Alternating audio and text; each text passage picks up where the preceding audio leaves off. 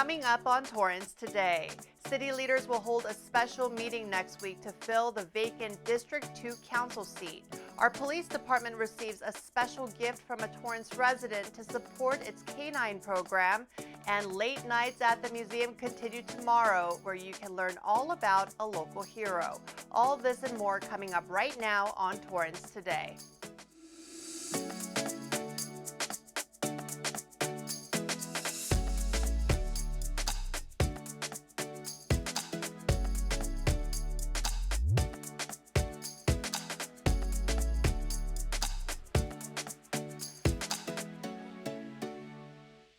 Welcome to Torrance Today. I'm Christine Lee. It's 4 p.m. on Wednesday, August 24th.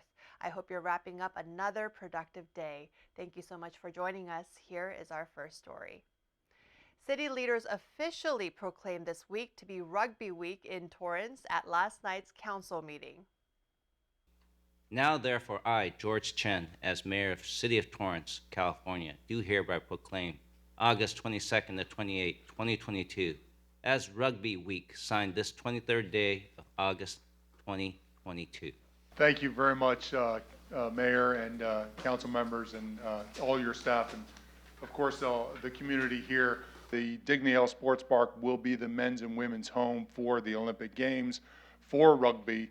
We're building a legacy or pre-legacy in the build-up to that, and Torrance, as a center part of that, is a place where the teams train, the teams are housed, and again, these are teams from Argentina and Kenya and South Africa and England and Wales, and they're from all over the world, and we're going out to different schools and really launching the legacy of what a child looks like in those countries, and so the experiences of rugby can be through the PE curriculums can be understood and acknowledged, and building that fan base so that we all in 2028 are super excited and not just in awe today or a little bit shocked that Rugby Week is happening in Torrance. And so really excited.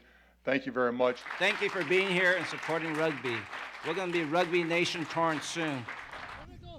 16 teams from all over the world, including a number of Olympic athletes, are here right now training in our city and exploring what we've got to offer. 2 champions will be crowned this weekend, one for the LA Sevens Championship and another for the HSBC World Series Championship. In addition to the 40 games being played over Saturday and Sunday, attendees at Dignity Health Sports Park can enjoy a wide array of food choices, music, and other types of entertainment featuring the represented countries. To buy tickets, go to la7srugby.com. A special council meeting will take place next Wednesday to fill the vacant seat for District 2. The mayor and council were not able to agree on one candidate last night.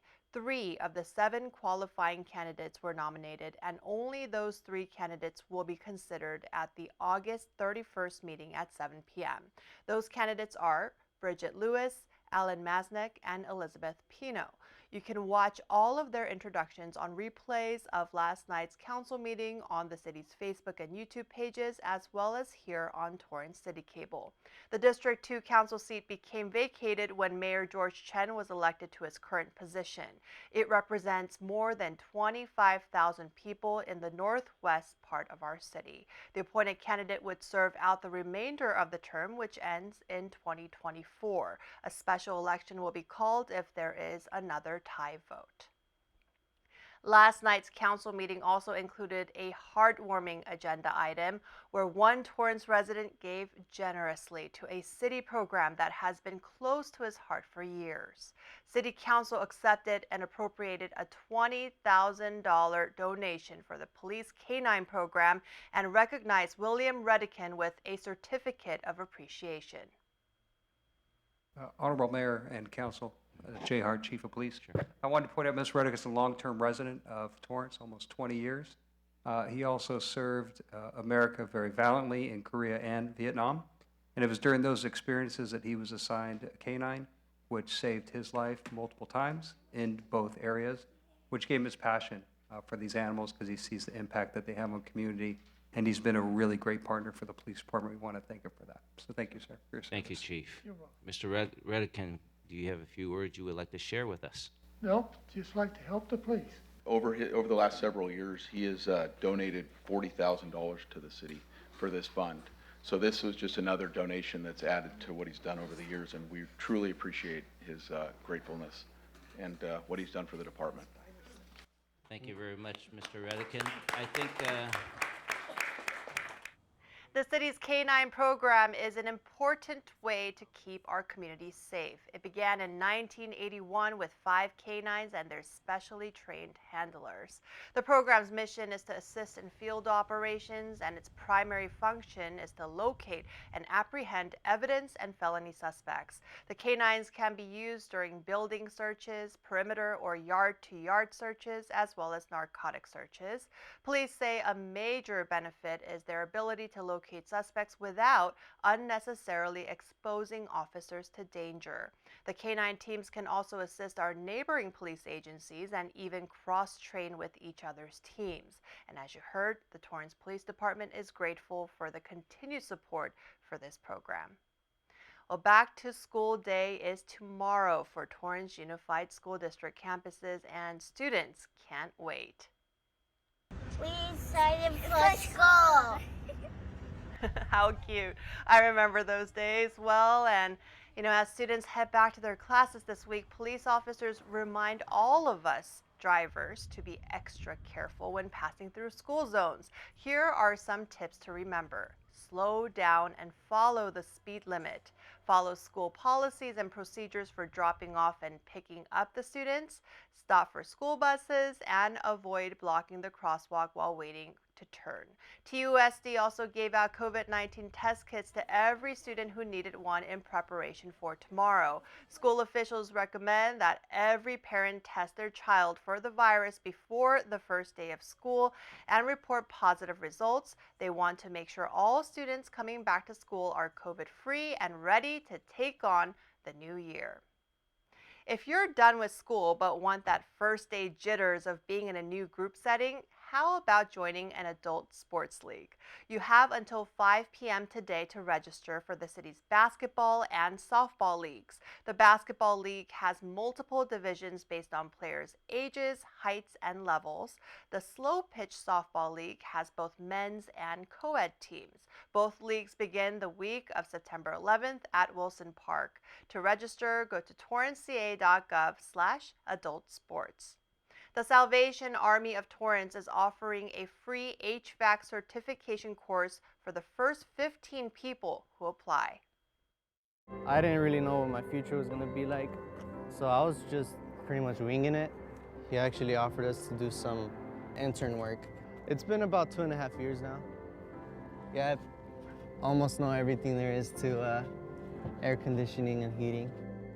This is a testimonial from a student at Dry Bones Live, or DBL Vocational Center in Harbor City. This nonprofit is offering the class in partnership with the Salvation Army Stillman Sawyer Family Service Center. The 12-week course begins on September 20th, and once completed, the individuals will become licensed in the skilled trade. DBL's goal is to introduce disadvantaged young adults ages 18 to 35 to the no-cost program so it can serve as a springboard to a steady career. The organization's founder, David Barnett, is a Navy veteran who found himself homeless after not being able to find a job. Thankfully, he was able to turn his life around and believes anyone can do so as well. He hopes this program can help equip students with the knowledge and skills needed to be successful in today's workforce. For more information, go to dblvoc.org. Late Night at the Museum is coming back tomorrow. The Torrance Historical Society and Museum is open late every Thursday this month in honor of Jared Sidney Torrance's birth month. He is the founder of our city, and to celebrate, the museum is throwing free weekly events from 5 to 8 p.m. featuring special guests and sweet treats. Tomorrow night will be all about local legend Louis Zamperini. The museum will show the city's centennial video of the World War II veteran and a clip of when he won the 1934 Southern California Track and Field Championship.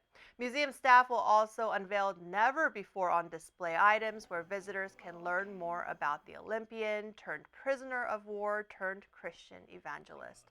The museum is located at 1345 Post Avenue in Old Town, and guests are welcome to join starting at 5 p.m. The South Bay City's Council of Governments will mail a survey this month to hundreds of South Bay homeowners and renters to learn more about granny flats. It's a nickname for accessory dwelling units, and the agency wants to examine both the positive and negative aspects of building and living in them. A third-party engineering firm will conduct the study through a state-funded ADU acceleration project to examine backyard housing as an affordable housing opportunity for the South Bay. About 500 homes should receive the survey by mail in late August. The researchers are targeting property owners who built or obtained permits for these units, as well as those who live in them. They hope to learn what went well, what hurdles they faced during the building process, and how the units are being used. The survey will also help generate a geographic information system mapping layer to reveal where in the South Bay ADUs are most common. To learn more, go to southbaycities.org/programs/housing. Moderna submitted its application for emergency use authorization of its updated COVID-19 booster. The new formula combines the original vaccine with one that targets Omicron sublineages BAs 4 and 5. The company asked the U.S. Food and Drug Administration for the green light yesterday to give the 50 microgram booster doses to those ages 18 and over. This comes on the heels of Pfizer asking for a similar blessing for its upgraded COVID-19 vaccine for people 12 years and older. Moderna officials say phase 2-3 of their clinical trial of the new boosters is now underway. The data they just submitted comes from experiments with mice as well as data from humans using a different booster, which was updated to protect against the BA.1 strain. Moderna reps say they have worked closely with the FDA to ensure that Americans will have access to their updated booster, which, if authorized, may offer higher, broader, and more durable protection against COVID-19 compared to its currently available booster. Productions of the updated shots are already in progress. The U.S. government bought 105 million doses from Pfizer and another 66 million from Moderna. Still ahead, it's Work Wednesday, a reminder that high school students can get ahead now and get their feet wet when it comes to pursuing their dream careers. We'll be back in 60 seconds. There's just something special about this place. It feels like home, a living room under the sky and trees.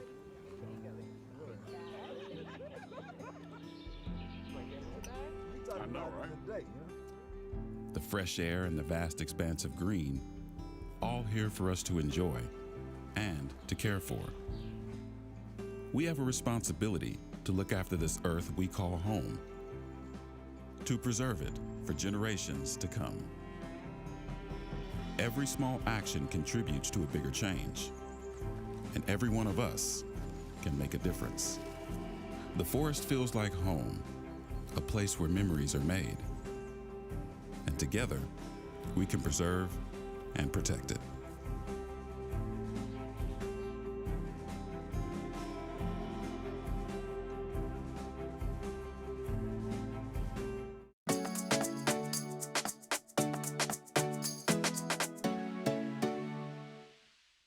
At the end of every episode of Torrance Today, we want to share a positive story that fits the theme for the day.